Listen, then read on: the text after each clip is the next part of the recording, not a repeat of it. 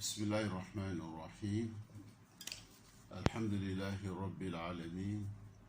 ثم الصلاة والسلام على أشرف الأنبياء المرسلين محمد بن عبد الله وعلى آله وأصحابه ومن تبعهم بإحسان إلى يوم الدين. أما بعد، فالسلام عليكم ورحمة الله تعالى وبركاته. balma la merkelaw ambe aw foli islamaya ta foli islamaya foli temeni ko ngamba la tanu masamini tanduli kaka ala tanduli ko fa ma ina usmana fe akande manaka kisi akoshi akachuba kanu yangu ni Muhammad alayhi salatu wassalam ani amba ala dali yangu ni Muhammad kasudungu yaw yana ka sabaw ani mo no tula tibaka tasra kan ala dali anu belajeni balwa nga wala da alibi kumu denwe fuso kono kumula nolo donwe ama ameka hukuma badole la kala wi ameram nabi bitabe barobe na ke femma alfuma ko azhar yani zahar ni oye mune folo ka konsilama ya mana yani mo kume sira dota ka ke sababu ni ngo muso yoroma jia ka bola non no de ka fo nyemba ka ta fe sirila no check mo fo musoma o be ke kumana mina ni gbele sorla furso kornala chebo ke ni ga muso yoroma jia no kumbe kela ka konsilama ya mana silama ya nana silama ya fana ko ye chugudi ni mo mi ko kuma fo o kod membe po ola la yine du membe kanga ke shara ko lu sira donko ngo so ande la ka yin fo yin amenya na maya minani ala di nana naya ala minana naya an kunte ale nanayi abalo yan sigi o akanga ta bulu munka ayo sira donko amanga ta chugu munna ayo sira donko donc a sharia bla depuis dia yɛrɛ dana ala bolo ka adamadenw dan aye sharia bla ni ka cidenw bɔ o adamadenw na ni ka mɛlɛkɛ ci kana o cidenw ma o bɛ sigida min na olu ko mun kan ka kɛ olu bolo mun man ka kɛ o bolo mɛlɛkɛ bɛ na kana o sharia di cidenw ma o b'o lase o ko mɔgɔw ma anw ta ciden min nana anw ma o de ye Muhammad alayhi salatu wassalam kitabu min fana dilo ma o de kurana ala fana ka ɲini ala kira fɛ ko kuma kurana de ele ka bange o bangeli na angara mo ko kurana be bange ala kira bolo na kuma kan a be bange ala kira bolo na ka baara ye o baara mun kɛla ala kira bolo ani o kuma kan mun fɔra ala kira bolo ne min be fɛ ka ɲɛnamaya ni sigi ye ɲa ay ke ɲɛnamaya kɔfɛ ele se ka gbɛrɛ ala la i n'ala i se ka ɲɔgɔn kunbɛ n'ele kɔni k'i ye silama ye i ka laɲini kan ka k'o de ka se ka gbɛrɛ ala la diɲɛ nin kɔnɔ k'i fɛtaw fɔ an ɲɛnɛ i ya gbɛrɛ ɲɔgɔnya o ye kɛ sababu ye i se ka ala kunbɛ ɲɔgɔnya ko ɲuman na ala kɛra min cila ka na anw ma e n'o ye se ka sigi yɔrɔ kelen na ne mɔgɔ min ni ala ko le ka de ke bɛ fɛ e ni ala kira de ɲɔgɔn kunbɛ ko ɲuman na ala bɛ fɛ jamakuru mun fana ka kɛ jamakuru ye n'olu kan ka bonya ni karama ni daraja sɔrɔ lahara e ka k'o jamacogow la donc ele kan ka mun kɛ sisan sariya mun nana i kan k'olu le kɔlɔsi an ka furuso ko kuma an nana ye k'a ye nu caman bɛ tɛmɛ cɛw ni musow cɛ a kiti dɔw sela anw yɛrɛ ma an y'a dɔn k'a fɔ la ko degun bɛ mɔgɔ caman kan u t'a kitiw ɲɛlɔ o la don komi baro bɛ kɛla furuso kɔnɔ k'o le kan nin fana bɛ sɔrɔ furuso kɔnɔna de la an karamɔgɔw fana b'a bila furuso kɔnɔ kuma le kɔnɔna la donc nin ye kuma ye bita baro bɛ na kɛ fɛn min kan o de ye nin ye an bɛ ala dali an b'a ɲini ala sumana fɛ an bɛ na aw hakilila jigin o kumaba min na o faamuya ko ɲuman ka baara kɛ ka bon ma ya rabbi ala m'o nɔgɔya ni aw bɛɛ lajɛlen an karamɔgɔ ko wa zaharu أن يشبه الرجل زوجته بأمه فيقول أنت علي كزهر أمي، وهذه الكلمة زهار بالإجماع، ولو نوى بها الطلاق فإنها تكون زهارا. وكانوا في الجاهلية يجعلون الزهار طلاقا باعنا، ولهذا لو قال إنسان أنا أريد بزهار الطلاق قلنا له لا نقبل هذه النية، لأننا لو قبلنا نيته لرددنا الحكم في الإسلام إلى الحكم في الجاهلية، ولأن لفظه صريح في زهار، والصريح لا نقبل، والصريح لا تقبل النية خلافه، كما مر علينا في صريح الطلاق أنه لو قال أنت طالق ثم قال ما أردت الطلاق فإنه لا يقبل منه، ولو قال أنت الطالق واحدة وقال أردت الثلاثة ما يقبل، لأنه لفظ صريح. أنغرا موكوني يرنا كنا فلاكو أمنيا ميفوني نيوي زهاروي كو كورودي زهار أولي fembe kene kan ma la yene me ko o de fola ambolo ka share che i muso bonyoya i bafe ka i muso ko bonyoya i bafe bi mana ki i muso ke i baye i ba fo ile i ba fi ka yeshi muso ma ka fo ebe komi ne bako nye ike mbakoi angara mo be mi fola nyana ka benima ki muso bonyoya ibala ka fa manye ile ke mbakoi ni kuma kami ne ole be fola che ya muso ke abaye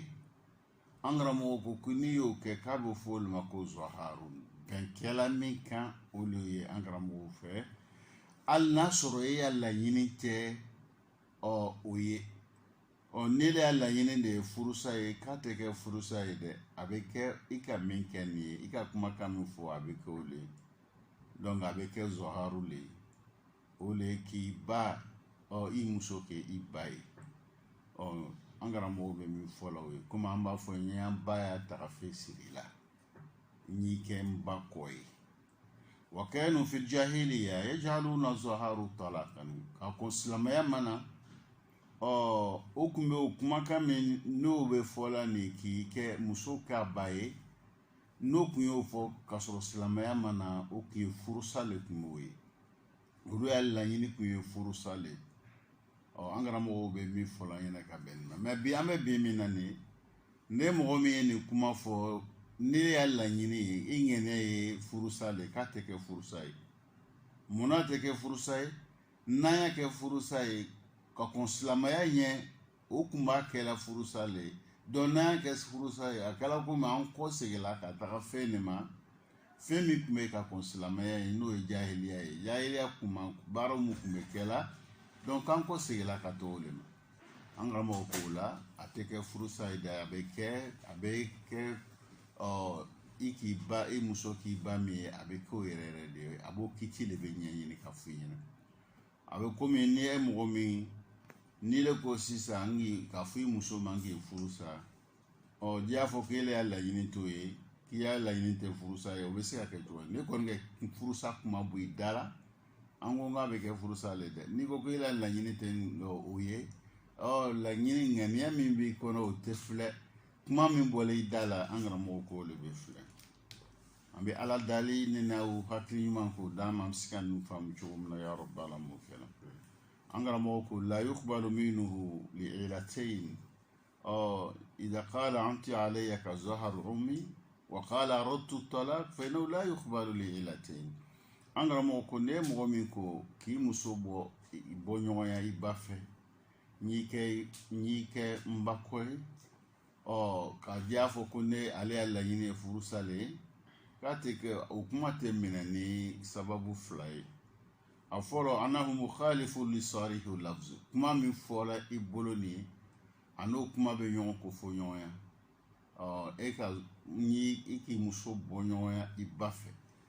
ani i furu sala kuma fila tɛ kelen donc kuma ma kɛ kelen kuma laɲini n'a fɔla kuma bɛ ɲɛsin min ma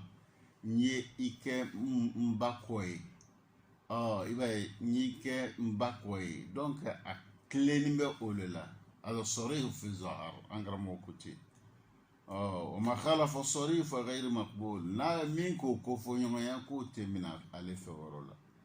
o y'a fɔla فلان أننا لو قبلنا ذلك لرددنا حكم الظهار من الإسلام إلى الجاهلية وهذا أمر لا يجوز لأن الإسلام أبطله nango kuma minɛ fana an karamɔgɔ ka tɛ ɲa kɛla komi an bɔla silamɛya la ka kɔse kolonbɛliya la ka kɔ silamɛya mana ko mun bɛ na kun bɛ kɛla ni silamɛya nana ka n'olu bɔ yen n'an seginna o ko kelenw kan k'o tɛ ɲa kɛla komi sisan silamɛya ka fɛn min tiɲɛ an n'u kɔ seginna o ma an karamɔgɔ ko k'o le tɛ ɲa an bɛ ala dali ne na o hakili ɲuman k'o d'a ma hakili ɲuman bɛ se ka to an bɛ n'u faamu cogo min na ya rabi ala m'o kɛla idan kuma bɛ n'i kɛ n ba kɔ ye kuma b'o le kan o kɔfɛ an karamɔgɔ fɛ idha qala anti alayya ka ummi ay fi al-mawaddati wal-ihtiram falaysa zaharan n'a ko sisan muso ma e bɛ komi ne ba i bɛ komi ne ba i bɛ komi ne ba cogo di donc yɔrɔ nin ma bange sa ŋɛɲɛ de bɛ filɛ nin yɔrɔ na sa i bɛ komi ne ba cogo di janya la bonya la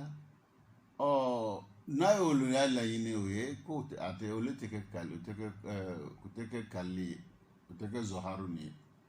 an karamɔgɔ bɛ min fɔ an ɲɛna ka bɛn nin ye parce que ale a ko min fɔ nin ye o haramuya t'a kan a kan ka diya ye komi a ba fana ka d'a ye cogo min na i ka di ye komi n ba ka di ye i bonya o bɛ n bolo cogo min na komi ne yɛrɛ ba bonya bɛ n bolo cogo min na i bɛ fɛ k'a diyaɲa le sabati k'a y'a bonya le fana sabati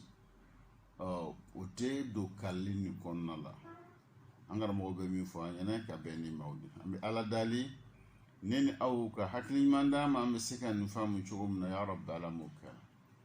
o kɔfɛ an karamɔgɔ bɛ na masala dɔ fɔ tugun law shabaha bi ghayri ummihi فهل هو ظهار لو قال أنت عليك ظهر أختي أيكون ظهارا من أخذ بظاهر اللفظ قال ليس بظهار لأن ظهر غير الأم لا يساوي ظهر الأم إذ أن استحلال الأم أعظم من استحلال الأخت فيكون التشبيه الزوجة التي هي أحل شيء بالأم التي هي أحرم شيء أقبح بما إذا شباها بالأخت فلا يقاس عليه لكن الجمهور أهل العلم على خلاف هذا القول وأن الظهار لا يختص بالأم بل يشملها ويشمل غيرها نيرو نانغرام أوكو نانا مسألة دوفوانينا ومسألة إدمي نمغمية أمسو بونيوية فم مسو ورفة mina batikele yala ni kiti ni bedo mawa ka fo masalan nyi ke ko min dɔgɔmuso ka bɔ i dɔgɔmuso i balimamuso a i kɔrɔlo a i dɔgɔninu a o musoman k'i muso bɔ ɲɔgɔnya o la yala k'a ba an bɛ kiti min kɔni kalili ni yala a bɛ k'o ye wa an karamɔgɔ dɔw ko la a tɛ k'o ye mɛ an karamɔgɔ caman tagala k'a yira k'a bɛ a bɛ kiti kelen bɛ d'a ma dɛ n'i y'o ɲɔgɔn ko kumaw fɔ k'i muso bɔ ɲɔgɔnya i balimamuso kɔ ye komi k'i muso i b'a kɛ ta fɔ cogo min na an k'a yira k'a fɔ o bɛ k'a ye cogo min na an karamɔgɔ minnu fana caman taala min kan k'o fana bɛ don a kɔnɔna la donc ninnu fɔ kun y'an ɲɛna ni kumana min na n'an dimina an ye se an yɛrɛ minɛ cogo la dimi kana i bila kuma fɔ la kuma min fɔli tɛ ɲa i dimi kana i bila kuma fɔ la min fɔli bɛna tɔɔrɔ dɔ lase i ma o de ɲinini b'an fɛ o la don ne maa min ni dimini no i ye jɛ o de ka ɲi ni kuma ye wagati kɔnɔna la mɔgɔ sɔrɔ hakili datuguni no hakili datugu min kɛra o de bɛ an dɛmɛ k'an bila fɔta ɲuman fɔli la n'o le datugula ɲɛ tɛ yeli kɛ da fana t'a dɔn a kan ka min kɛ fɛn min bɛ yen olu dɛmɛ fiɲɛ bila o la min ka ɲi o wagati kɔnɔna la e k'i bɛrɛ bɛn ko i ka kuma bɛrɛ bɛn an karamɔgɔ b'o min fɔ an ɲɛna ka bɛn min ma o dɔ ye o kɔfɛ an karamɔgɔ ko وهو محرم يعني أن الزهار محرم والدليل قوله تعالى الذين يظاهرون منكم من نسائهم ما هن أمهاتهم إن أمهاتهم إلى التي ولدناهم إلى اللائي ولدناهم وإنهم لا يقولون منكرا من القول وزورا angara moko zaharu ni ki muso bonyo ya ibafe ko femno sharia la tibe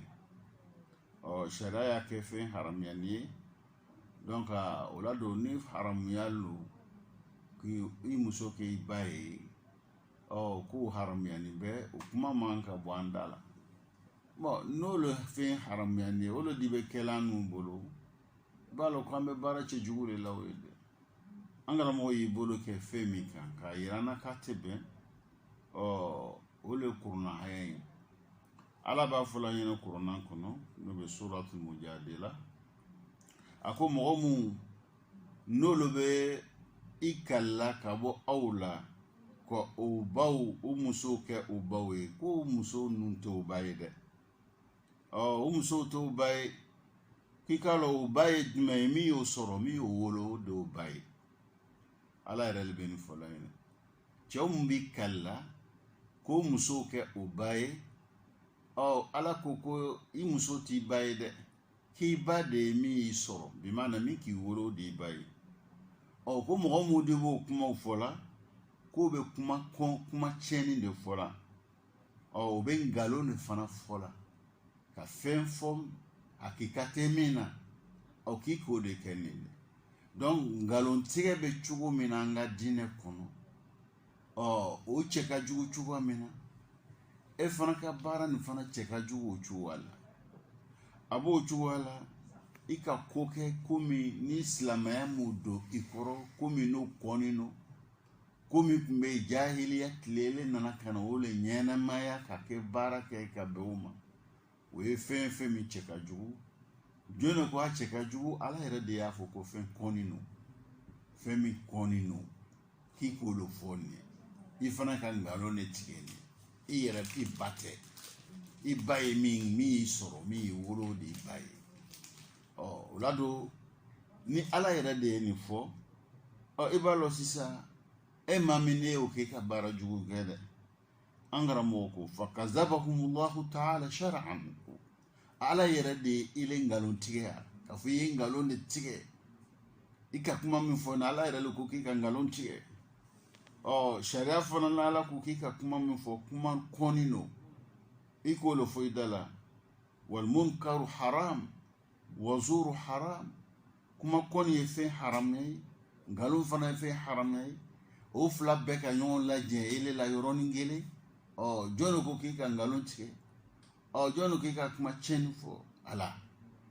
donc o yɔrɔ la isa b'a la o la sa ko kici ka gbɛlɛ dɛ kuma gbɛlɛya la ni kuma gbɛlɛya la i b'a lɔ k'a fɔ fɛn cɛjugu lo o la don silamɛw kan k'i hakili to min na o de y'o ye ni ɲɔgɔn si dimina cogo cogo ni ɲɔgɔn kana bɔ i da la an karamɔgɔ bɛ min fɔ an ɲɛna ka bɛn ni ma an bɛ ala dali hakili ɲuman k'o d'an ma an ka ɲɛnamaya nin kɔnɔ o de b'an dɛmɛ an kan k'o ala dali kɛ waati bɛɛ lajɛlen n bɛ to k'o de fɔ dugawu dɔw bɛ yen an man ka ɲinɛ o ko k'an ka bɔ an da waati bɛɛ la hakili ɲuman parce que hakili ɲuman o de bɛ différence kɛ an ni fɛn tɔw ni ɲɔgɔn cɛ ala ka danfɛnw minnu ni mɛlɛkɛw tɛ kelen ka bɔ anw yɛrɛ ni jinɛw hakili ɲuman de bɛ an bɛɛ dɛmɛ bon an hakili le kan ni binkan tɔw bɔ ɲɔgɔn na donc ele kalan k'a ladari o hakili ɲuman de la n'o le sɔrɔla e bolo ele ni binkanw tɛ kɛ kelen fisamandenya min bɛ an ni binkanw cɛ n'o de ye hakili ye ni le y'o ɲuman sɔrɔ sisan e ya baara tɛ kɛ binkanw ya baara ye mais ni le ma hakili ɲuman sɔrɔ sisan ele bɛna baara mun kɛ o ni hakilidenw ka baara bɛ kɛ kelen hakilidenw ye jumɛn o ye binkanw ye ne maa min ya baara kɛla n'olu ta ye i b'a ye ya ɲɛnamaya sigi i b'a ye a ma kɛ sigi ye sigi min ne le kan ka kɔrɔta ni bonya ni manja sɔrɔ a kɔnɔna la donc o le diwe an caman kan bi caman bɛ yen bi olu yɛrɛ lahara ko toya ko la an kɔni bɛ serila su ni tile an bɛ misiriw kɔnɔ su ni tile mais n'i y'an ka baaraw filɛ i b'a ye an ka baaraw danni bɛ diɲɛ nin de ma baaraw t'an lase lahara mɔsɔn baara t'an lase lahara parce que lahara ko tɛ yen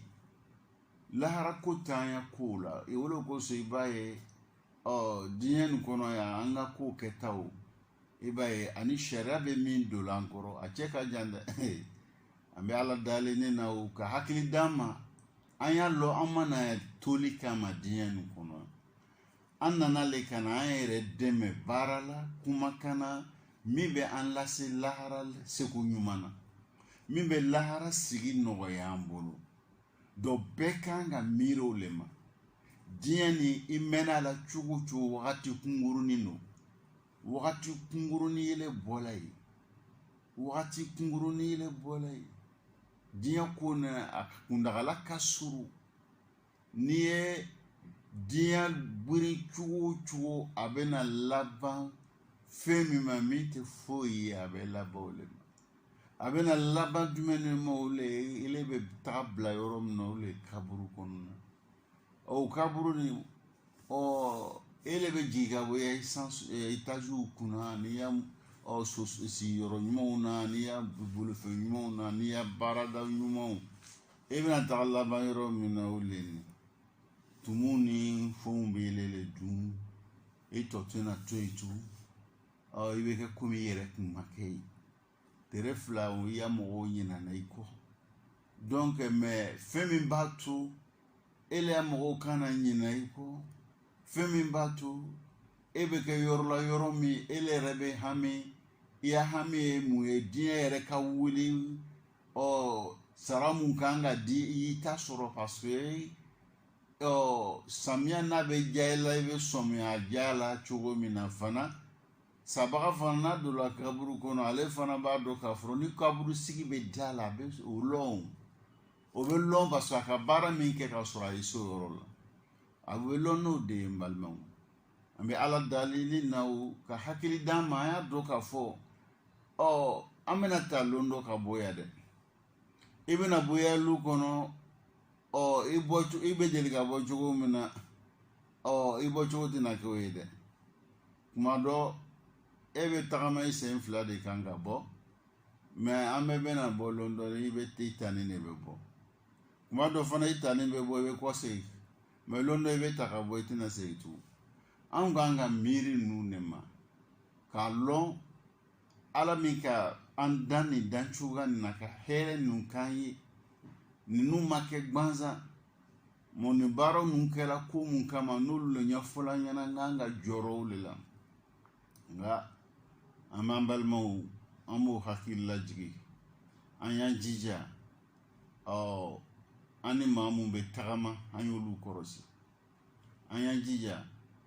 an bɛ baara mun kɛ an y'an baaraw kɔrɔsi an y'an jija an bɛ balo mun dun an y'o balo kɔrɔsi ninnu olu le bɛ an dɛmɛ ka dusukun saniya an bolo o le b'an dɛmɛ ka dusukun to a bɛ ala ta dɔn a bɛ ala ta kɛ mais i bɛ taa sɔrɔ cɛkɔrɔba san 60 san 70 hali bi ko dɔw de bɛ kɛ e m'a mɛn i m'a ye i t'a kɛ yɔrɔ la i n'o ma deli ka sigi mais n'i y'a ye o kumaw la i b'a fɔ ko a kɛla ale yɛrɛ ɲɛna ale sigili b'a kan mais mun de b'o kɛ ten dusukun tiɲɛnen don dusukun nɔgɔlen don haramu ni nkalon ni janfaw kɛ mɛ ka an dusukun tiɲɛ o le b'an sɛgɛla an ka ɲɛnamaya nin kɔnɔ o la don an ye dugawu de kɛ hakili ɲuman na waati bɛɛ lajɛlen n bɛ nin de fɔ ka saya hakili ɲuman ala k'o d'an ma ani bɛn sema ka ala dali hakili ɲuman na ka ala dali bɛn sema ala k'i bɛn i sen ma sigiɲɔgɔn ɲuman na ala k'i bɛn i sen ma teri ɲuman na ala k'i bɛn i sen ma baarakɛyɔrɔ ɲuman na ninnu kan ka k'an ka dugawu ye waati bɛɛ lajɛlen an nu ne ɲini ala fɛ ala an b'an se ma an ta fɔtaw n'an ta kɛtaw la ala an b'an se ma n'i ye nin dugawu ninnu sɛya ani ala y'an sutura n'u ye kumakan ye an kana ɲina ninnu kɔ an ye gbɛrɛ ala la kuma bɛɛ k'an ya dɛsɛ yira ala la ka se d'a ma an y'a lɔ fana ka fɔ ka limaniya ka fɔ ala banna ko bɛɛ la o limaniya ka sɔrɔ an na ala bɛ se ko bɛɛ la ala fana banna ko bɛɛ la ni y'o limaniyaw sɔrɔ i bolo i bɛ lafiya dɔɔni mɛ anw ma limaniya ka fɔ ala bɛ se ko bɛɛ la an ma limaniya fana ka ala banna ko bɛɛ la an de ya diinɛ b'a yira an na k'a fɔ ko bɛɛ ban n'o ala bolo n y'o fɔ aw ɲɛna ka kɔrɔ an bɛ jɔrɔla ko mun na ala ye ninnu bɛɛ dilan ka ban ala b'a dɔn k'ale bɛ na ne ye ɲɛnamaya nin kɔnɔ a bɛ na ne ye ɲɛnamaya nin kɔnɔ a k'i ya ɲɛnamaya sigi ko bɛɛ a ko bɛɛ labɛn ka ban ka sɔrɔ ele ma se a bɛɛ labɛnnen don a labɛnnen don ka sɔrɔ i ma se yan ni fana bɛna na k'i to kalo 4 hakɛya kɔnɔ a bɛ tila ka i kan ka baara mun kɛ mɛlɛkɛw mun bɛ yen n'i ya ko kan ka d'olu ma a bɛ ele ka baara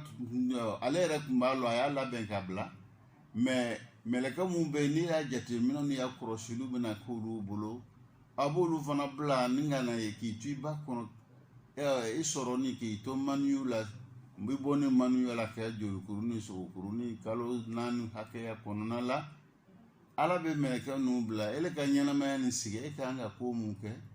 harijɛgɛ mun kan ka sɔrɔ ile bolo baara mun kan ka kɛ ile bolo n'u bɛɛ lajɛlen bɛ na sɛbɛn k'i to i ba kɔnɔ ka sɔrɔ e ma se nin ɲɛnamaya nin kɔnɔ an ka sariya bɛ ninnu de fɔ an ɲɛna ka hakili sigi d'an ma k'a lɔn ninnu bɛɛ lajɛlen ye fɛn ye min kɛra ka ban ala bolo ala ma ɲina aw an si kelen kɔ a fana tɛ ɲina an kɔ a y'a lɔnni a bɛ ka tali kɛ ko bɛɛ lajɛlen kan an bɛ min kɛ bi an bɛ min kɛ sini sinikɛnɛ min bɛna kɛ nin bɛɛ lajɛlen lɔnni bɛ ala bolo a bɛɛ latigɛlen do fana bɛ ala bolo donc silamɛya bɛ min ɲini an fɛ n'o bɛ don limaniya kiti kɔnɔ la o dɔw de ye ninnu ye an bɛ ala dali ne ni aw hakili ɲuman k'o d'an ma ya rabi ala m'o kɛ la dizan dugawu mun kan ka k'an bolo waati bɛɛ lajɛlen o dɔw de ninnu ye an kan ka hakili to mun na o ye o kɔfɛ an karamɔgɔ ko faman shabaha zawjatahu aw ba'duha bi ba'din aw bi kulli man tahrumu alayhi abadan bi nasabin aw rada min zahrin aw batnin an karamɔgɔ ko e mɔgɔ o mɔgɔ ni le de i muso bɔ ɲɔgɔnya a yɔrɔ bɛɛ a yɔrɔ dɔ i k'o kɛ mɔgɔ la min bɛ haramiya e kan gudayi sinji bolo ma walima sira min bɛ yen ni muso wɛrɛ bɛ sin di a muso wɛrɛ den ma n'o bɛ fɔ ma ko rada yahrumu min ar-rada ma yahrumu min an-nasab donc sinji mun bɛ sin di ma muso mun bɛ sin di i ka muso wɛrɛ den ka i ka sin di muso wɛrɛ den ma olu haramiya bɛ don olu ni ɲɔgɔn cɛ komi i ni min bɛ lasiri kelen na sinji kelen na i ni min bɛ furuɲɔgɔnya bɛ kɛ i ni min denw bɛ sɔrɔ aw bɛ nasabu bɛ kɛ kelen cogo min na haramiya bɛ n'o sira fɛ cogo min na fana sinji ɲɔgɔnya fana a bɛ na o cogo la an karamɔgɔ bɛ min fɔ an ɲɛna ka bɛn nin ma idan bɔɲɔgɔnya kɛla fana a kɛla mɔgɔ ye mɔgɔ min a baliguya nu walima denmisɛnnin nu an karamɔgɔ ko kuma bɛ nin bɛɛ lajɛlen na an karamɔgɔ ko wa ulima min qawlihi shabaha zawjatahu annahu la budda an yakuna qad aqada alayha aqdan sahiha i bɛna mɔgɔ min bɔ ɲɔgɔnya i muso nin fɛ ko muso nin ka kɛ i bɛna i muso min bɔ ɲɔgɔnya i ba min fɛ ko i muso nin ka kɛ i muso yɛrɛ yɛrɛ ye i muso cogo di silamɛya bɛ muso kɛ a cɛ ta ye ka bɛn sira min kan f'o le ka kɛ o dɔ ye jumɛn furusiri yɛrɛ hakika ni silamɛya b'a fɔ ko nin de ye furuso ye al aqdu sahih silamaya jɛna furu min ma k'a ka kɛ o furu ye muso n'a kɛla o ye muso ni ye e muso le n'a ma k'o ye e ni muso ni bɛ ɲɔgɔn sɔrɔla ko wɛrɛ la mais sariya b'a k'ele furumuso ye ka bɛn ko min ma ka kiiti min la o kan ko o kiiti nin a tɛ tali k'o la pour que a se ka tali k'o la fo muso ni ka kɛ muso ye ele ka min yɛrɛ furu siri ni sariya jɛna a furu siri ma an karamɔgɔw bɛ min fɔ an ɲɛna ka bɛn ni ma o la ala dali ne na u ka hakili ɲuman d'a ma hakili ɲuman bɛ se ka to an bɛ nin faamu cogo min na ya rabbi ala m'o kɛra wala takunu almar'atu min nisa'ihim ila bi aqdin muso fana tɛ se ka kɛ an muso ye f'a bɛ kɛ ni furu le ye a bɛ kɛ ni furu siri yɛrɛ ye fa huwa ka qawli allazina yuluna min nisa'ihim i b'a ye mɔgɔ mun bi kalila min nisa'i yani ka bɔ o muso le la donc i muso le ko fɔla an karamɔgɔ bɛ min fɔ an ɲɛna ka bɛn wa qawlu aw ba'du ay shabaha ba'duha bi an qala yaduk كظهر أمي نقول هذا مظاهر ناي أمسو يردو أمسو بو أبا يردو لا كفو إلي بكم نباتره أنغرا موكوني كمان كو بلا جاني بتاليك على لأن التحريم لا يتباعد أنغرا موكوني فلا يوجد عمرها يدها حلال وجسمها حرام لا muso yɔrɔ dɔ tɛ kɛ haramu ye yɔrɔ dɔ bɛ kɛ halala ye n'a ye a muso bɔ ɲɔgɔn ye a ba yɔrɔ dɔ fɛ donc k'a bɛ tali kɛ kali kelen na an karamɔgɔw bɛ min fɔ an ɲɛna ka bɛn ni maaw dɔ ye wa qawlu biman tahrumu alayhi abadan afada almuallif annahu la budda an yakuna almushabbaha biha mimman tahrumu alayhi abadan i bɛna i ba bɔ i muso bɔ i ba min fɛ ou bien i bɛna i muso bɔ fɛn min fɛ haramuya la k'a kɛ min bɛ haramuya i ma guda ye a ka kɛ min bɛ haramuya i ma guda ye o la sisan i ba bɛ haramuya i ma guda ye احترازا من التي تحرم عليه إلى عمد كأخت زوجته ko fɛn bɛ b'o la min ye haramuya danbe a la danbe min ya haramiya la ale tɛ kɛ guda ye komi ka ukhtu zawjatihi e muso balimamuso o bɛ haramiya e ma mɛ dan b'a la dan b'a la tuma dɔ ni saya kɛ e muso sɔrɔ a balimamuso ni e bɛ se k'o furu e bɛ se k'ale furu ni saya ye dɔɔni sɔrɔ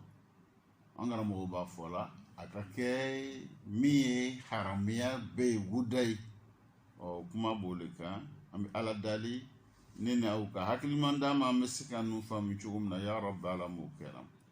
wa qawluhu bi nasabin aw rada donc a ye kɛ muso ye min bɛ haramuya ma nasabu la n'an ko nasabu sinjiya la denifaya o bolo kan ka taga aw rada walima ka sinji ɲɔgɔnya o le tɛ denɲɔgɔnya t'o la denifaya t'o la muso wɛrɛ ye sin di muso wɛrɛ ma min ni sinjiya t'olu ɲɔgɔn cɛ komi a b'o kalama cogo min na an karamɔgɔ bɛ min fɔ an ɲɛna o de ye bon النسب معروف والمحرمات بنسب عددهن الله في القرآن فقال حرمت عليكم أمهاتكم ndenw ni sinjiya yɔrɔ mun bɛ haramuya ala yɛrɛ y'olu jateyaw ma da k'olu ɲɛfɔ an ɲɛna komi a y'o fɔ an ɲɛna suratu nisa la cogo min na musow mun bɛ haramuya cɛw kan i ba b'a la ummahatukum o ye ba ye wa banatukum o ye denmuso wa akhawatukum a balimamuso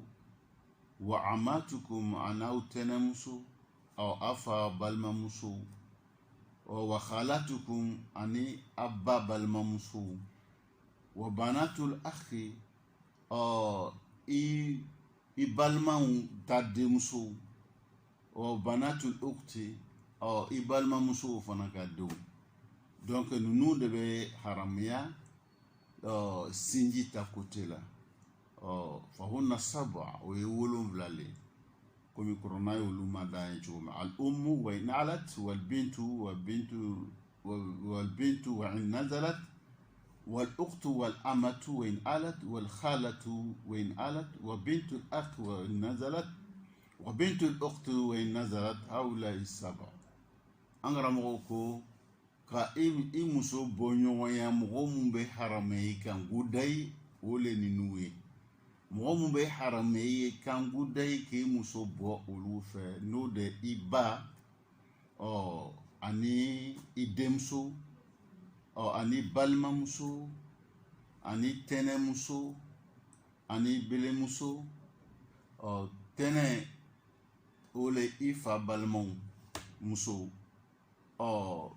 belen ba i bata balimaw i bata kote yani an karamɔgɔ bɛ a fɔ cogoya min na ka bɛn min ma o de ye an ma bɛ na fata kote la fa balimamuso halatu bɛ taa i bata balimamuso ta kote la wa bintul akh i balimancɛ ta denmuso hali n'o jigila wa bintul ukhti i balimamuso fana ta denmuso wa nazalat hali n'o jigila wa nazalat ka jigi i balimamuso ta den ta den i b'a ye a bɛ ten o cogo la wa nazalat ka jigi i balimamuso ta den i balimamuso ta den ta den i balimamuso ta den ta den ta den i ka o le wa nazalat an karamɔgɔ b'a fɔ cogoya min na o de an bɛ ala dali ne n'aw ka hakili ɲuman d'a ma an bɛ se ka ninnu faamuya cogo min na ya rabbi ala m'o kɛ an karamɔgɔ ko o ɲɔgɔnsiw fana ni muso wɛrɛ ye sin di i den ma o fana haramuya bɛ na o kote la o cogo la wa nazir haulayi sab'a min ar-rada'a haramun لقول النبي صلى الله عليه وسلم يحرم من الرضاعة ما يحرم من النسب an karamɔgɔ fana ka baara kɛ ni min ye sinji ɲɔgɔnya ta kote la o de ye ngoso alakira alayhi salatu wassalam a y'a yira ko nasabu ta kote la haramuya bɛ na cogo min na n'an y'o de fɔ an ɲɛna sinji ɲɔgɔnya la fana muso mun bɛ sin di muso wɛrɛ dɔw ma a fana haramuya fana bɛ na o de la nin na cogoya na an bɛ ala dali o faamuya ko ɲuman ko nɔgɔya ni aw ma ya rabbi ala m'o kɛ an bɛɛ lajɛlen donc an ka sariya an ma ninnu si to yen a ye ninnu bɛɛ woloma k'olu ɲɛfɔ an ɲɛna anw de kan ka hakili to ninnu na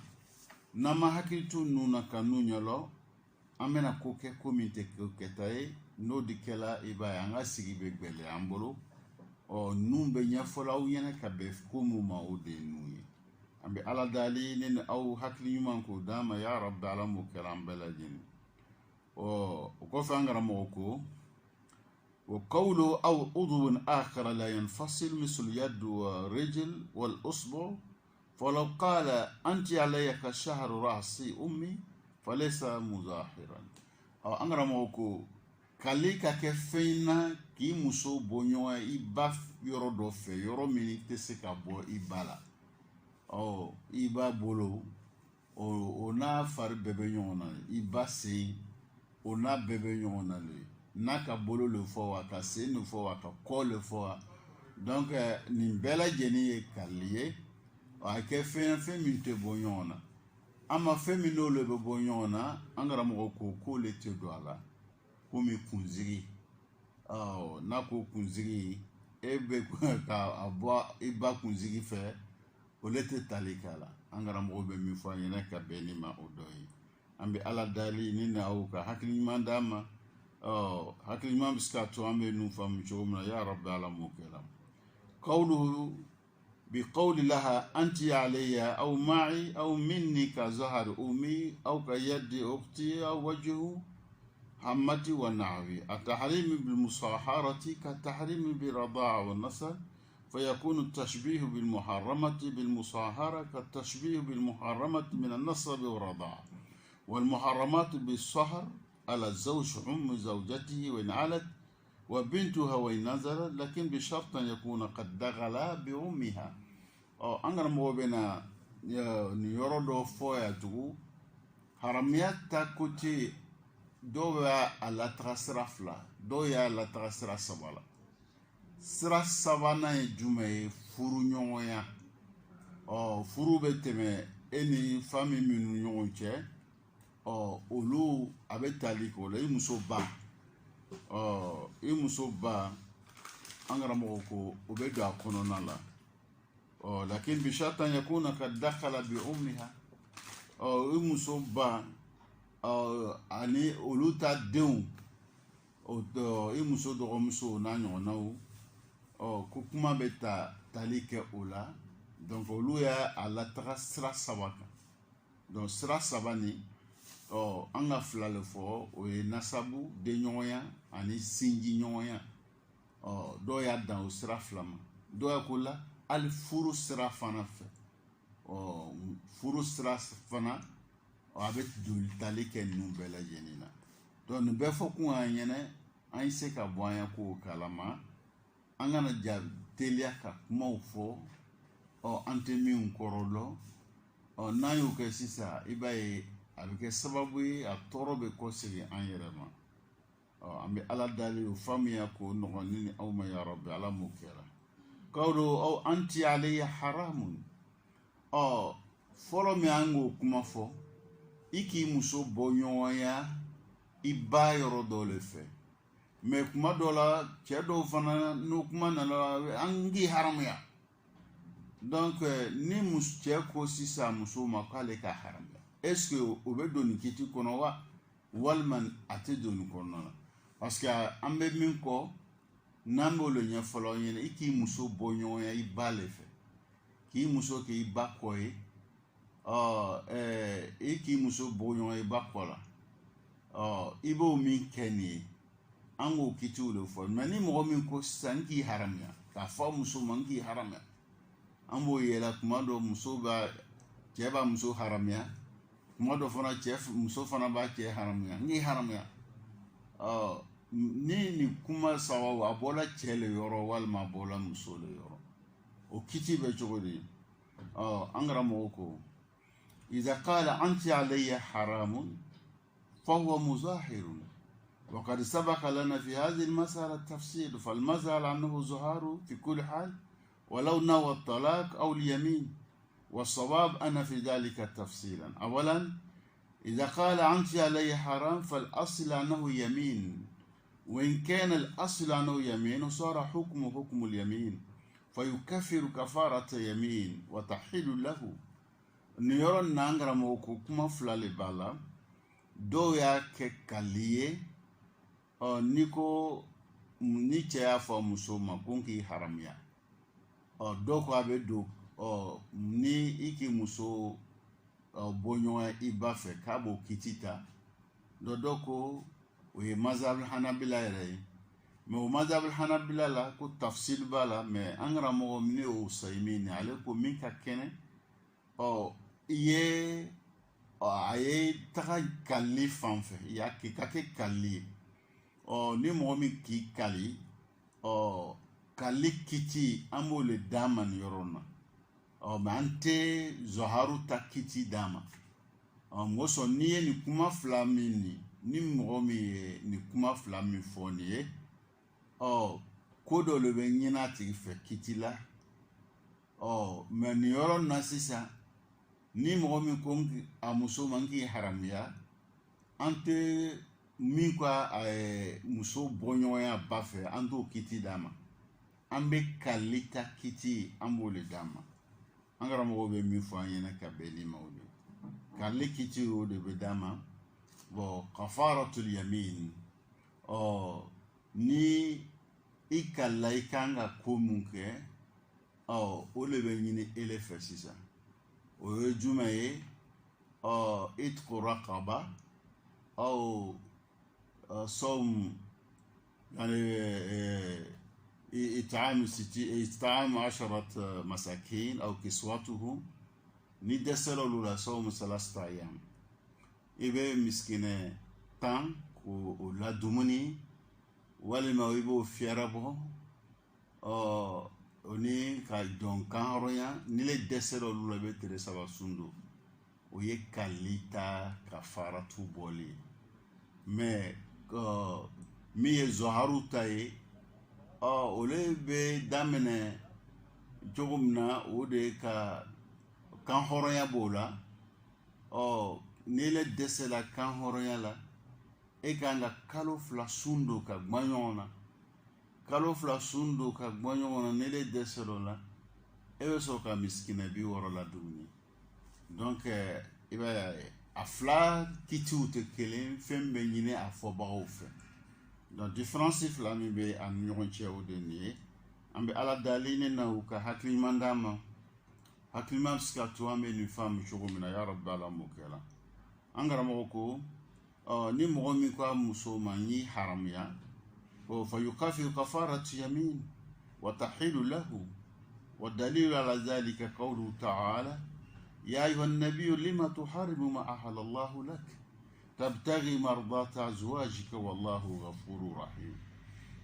ويبولو كمين كان كاتك الزهار يابك كاللي على كرا عليه الصلاة والسلام على كمنافع منا إبه في حرم على كفي ملا دغاي إبه مسو ديانة يني يكادو على يفهم مساي على هنا مساي نفولا كودو لتمنا على كرا نامسو تيه كونا لا سيسا ni على كرا مسو حرميا على يا جلكي في إبو نكمل ناموسو حرميا كل فين حراميا ni فين لا دغا وي على كبارة دي على دي بافو ni حراميا نينو ni لا دغا نينو استما شي كبارة على كرايو مينك على يا جلك ورولا كايرا لا وشي كبارة حراميا ni شي كبارة ibe muso ka jene nani ni barani okeni kalin kala ni kalin be la daga chugo muna sira mukanga ka bolo ala yo nyafo ala kra yene wa zawja mimma ahalla Allah lahu muso fe ala mi la dagaye fa iza haramha fa huwa yamin ne le haram ya uti haram yi kalli kiti bolo fo wa mazaba lil muallif wa ghayruhu min al fuqaha qawl marjuh bila shak angara mo ko no yosemini karamo to taala min kan ka ke zohariye ko la ko le te kuma min ka keno kuma majigini ولهذا صح عن ابن عباس رضي الله عنهما أن من حرم زوجته فإنه يمين يكفرها ابن عباس من سهلك أبو ابن عباس فيه ديني مغمي نيلي مسو حرميا أكو بكاليلي دابك أما فنيلي كالالي كالي كتيو لبداتي ما يكفروا يبي كفارة بو يكا كالينا ابن عباس يودفو وسيمين فانا تغلو لك دامي على دالي وفامي يكون نغام يا رب العالمين كلام بلي إذن أنا شريعة ما فويتوي نو بلا جنين فوقو أنغنا يسكا حكيتو أنغرلا أنغا ميكا مانكا ميكا يسكا بولو كلام جوامي وقول مصنف وإن قالته لزوجها فليس بزهاري أنغرا موكو سيسا بكمانا ni cɛle ko a muso ma n ye n ba ya tagafe siri la an y'o kiti ɲɛfɔ a ɲɛna o ye kalli le ye donc o le kan ka kiti min kan ka fɔ ko mun kan ka kɛ an bɛna o cɛ min y'o kɛ